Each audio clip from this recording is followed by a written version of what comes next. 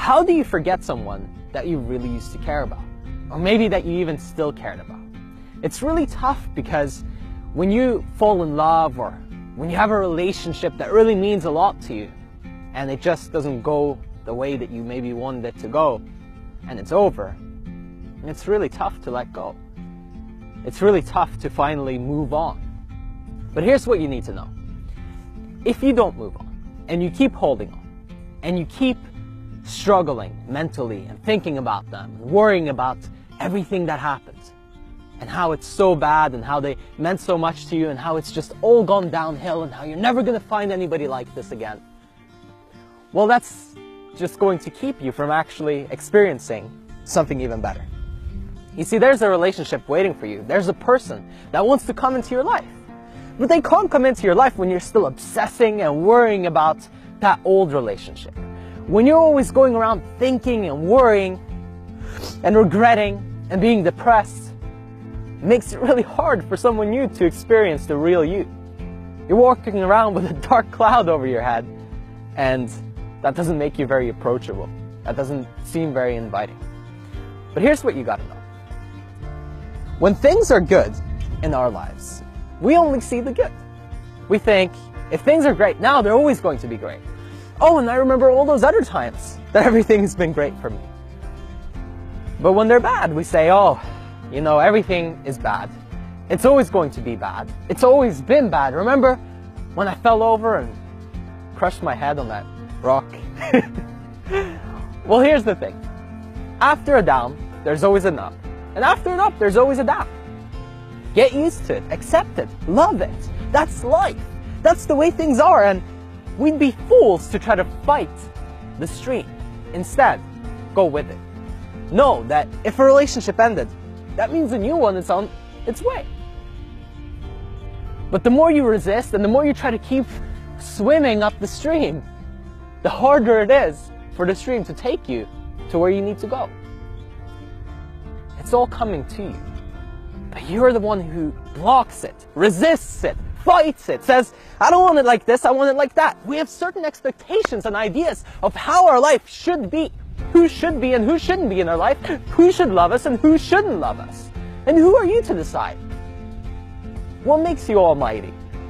To set these expectations and say that life should be a certain way? It is what it is. And the only thing we can really do is deal with it. And say, okay, well, if that's what it is, if he or she doesn't love me back, if that person doesn't want to be around me anymore, so be it. Let me love myself. That's what you gotta do. Take care of you. If you want to heal, start doing the things that really make you light up. Start doing the things that you really, really, truly enjoy. And before you know it, people will be attracted, pulled towards you. Maybe even that person that you're obsessing and thinking and worrying about and trying to forget will all of a sudden return. Unless they're passed away, of course, which makes it even harder. Because when we're mourning and we have a loss of somebody that we truly, truly cared about, that meant a lot to us, it's hard to see a bright future. It's hard to think about that things are going to get better. But that's what you need to know. Things are going to get better. Things are going to improve. But for things to improve, you have to improve. And for things to get better, you have to get better. Swim with the stream. If it's taking you down, go down. If it's taking you up, the wind is blowing behind your back, allow that. It can be effortless. We're the ones that create suffering. Pain is temporary.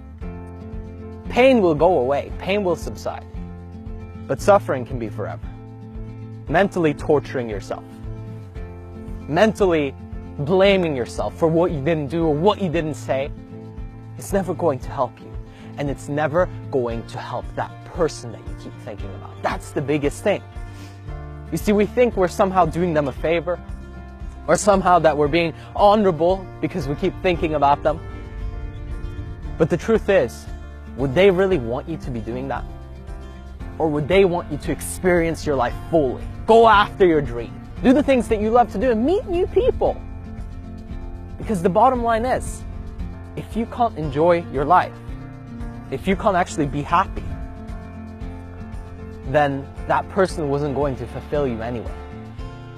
You might think that, oh, when they were in my life, everything was perfect. But the truth is, that's just your brain romanticizing, fantasizing, making up stories. Because our brains are built to conserve energy.